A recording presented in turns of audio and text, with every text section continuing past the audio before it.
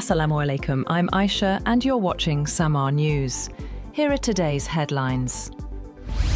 Pakistan will lock horns with India in the final of the U19 Asia Cup in Dubai today. Key players for India include Vaibhav Suryavanshi, Vihan Malhotra, Kanishk Chauhan and Deepesh Devendran, while Pakistan will rely on Usman Khan, Samir Minhas, Ali Raza and Abdul Subhan. Pakistan booked their place in the final after an 8-wicket win over Bangladesh in a rain-shortened semi-final, where Abdul Subhan starred with figures of 4 for 20 as Bangladesh were bowled out for 121.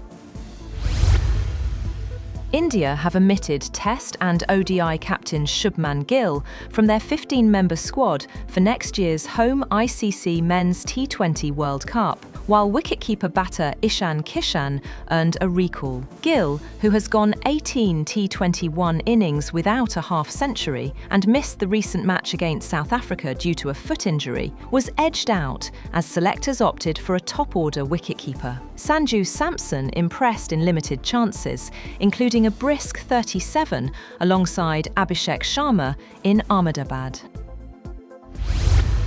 A special court in Islamabad has sentenced former Prime Minister Imran Khan and his wife Bushra Bibi to a combined 17-year prison term in the Toshakhana 2 case. Special Judge Central Shahrukh Arjumand presided over the hearing in Adiala jail. Bushra Bibi's sentence is 10 years under Section 409 and an additional 7 years under Sections 5, 2 and 47. Imran Khan's sentence is 10 years under Section 409 and 7 years under Sections 5, 2 and 47. Both have been ordered to pay over 16.4 million rupees each.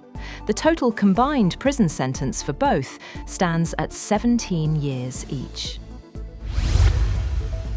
Brazilian President Luiz Inácio Lula da Silva has said that any armed intervention in Venezuela would be a humanitarian catastrophe, warning it would set a dangerous global precedent. Speaking at a Mercosur summit in southern Brazil, Lula criticized escalating US pressure on Caracas, including President Donald Trump's order to block sanctioned Venezuelan oil tankers, and echoed calls for restraint alongside Mexico's leadership.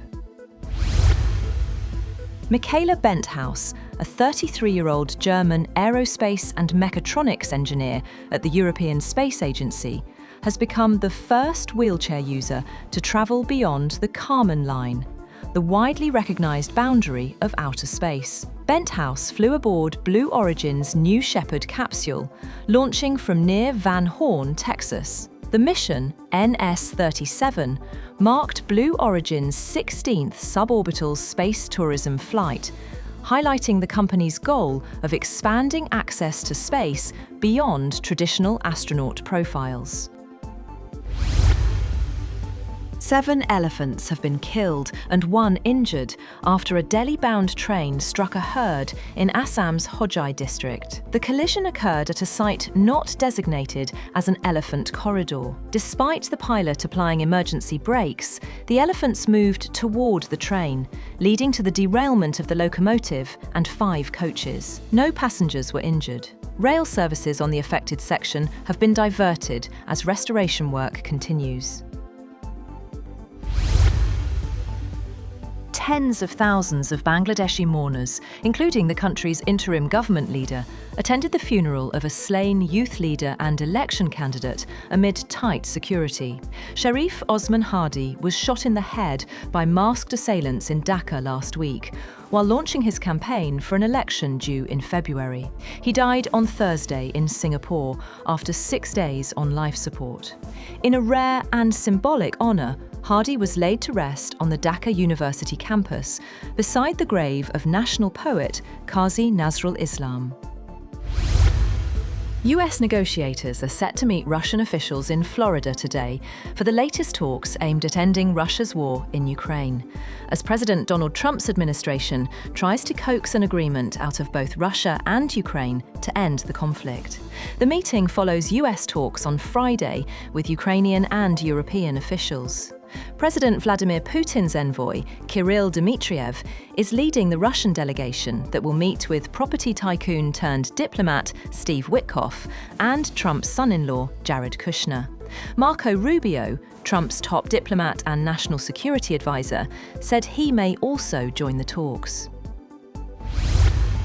Meanwhile, Ukraine says its drones have struck a Russian oil rig belonging to Lukoil in the Caspian Sea and a military patrol ship near a rig, as Kyiv steps up attacks on Moscow's oil infrastructure. The attack is one of a string of strikes targeting Russian drilling infrastructure in the Caspian Sea in recent weeks, but the first one that the Ukrainian military acknowledged officially. According to the Ukrainian military, a drilling platform of the Filanovsky oil rig was damaged in the attack. The US Justice Department has released thousands of heavily redacted Jeffrey Epstein documents, prominently featuring Bill Clinton, but making scant reference to Donald Trump. The newly released documents include photos and evidence from multiple investigations into Epstein's activities, with former President Clinton appearing in several images, including swimming pool and hot tub photos. The Justice Department emphasized transparency while complying with victim privacy protections. Trump's name and images are largely absent, despite previous releases, including flight manifests listing him as a passenger on Epstein's private plane. The US military has launched large-scale strikes against dozens of Islamic State targets in Syria in retaliation for an attack on American personnel. Defense Secretary Pete Hegseth said the strikes targeted ISIS fighters, infrastructure and weapons sites, and that the operation was Operation Hawkeye Strike. Trump said on social media that the Syrian government fully supported the strikes and that the US was inflicting very serious retaliation. US Central Command said the strikes hit more than 70 targets across central Syria, adding that Jordanian fighter jets supported the operation. Elon Musk's 2018 pay package from Tesla, once worth $56 billion, has been restored by the Delaware Supreme Court, nearly 2 years after a lower court struck down the compensation deal as unfathomable. The ruling overturns a decision that had prompted a furious backlash from Musk and damaged Delaware's business-friendly reputation. It assures Musk greater control over the company, which he has said is his main concern. That's all for now. For more updates, visit www.samaa.tv. Thank you for watching Samaa News.